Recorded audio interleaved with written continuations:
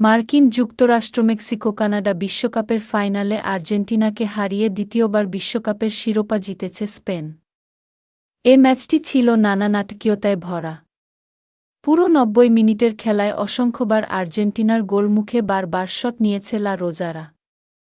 ওই বিষয়টি সহ বিশ্বকাপ ফাইনালের নানা বিষয় এবং ২০২৪ সালের ইউরো জয় নিয়ে স্প্যানিশ গণমাধ্যমে কথা বলেছেন Spain coach Luis de la Fuente.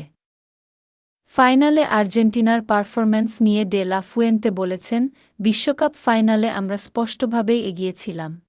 তারা আমাদের গোলমুখে একটি শটও নিতে পারেনি।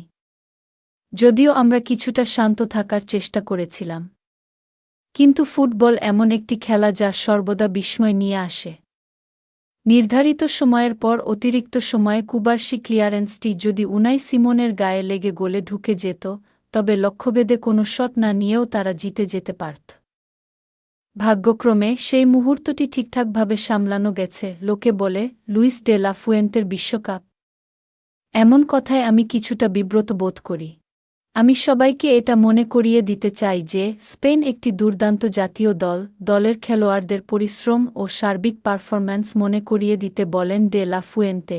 ২০২৬ বিশ্বকাপের ফাইনালে আর্জেন্টিনাকে ১-০ গোলে হারিয়ে চ্যাম্পিয়ন হয় স্পেন।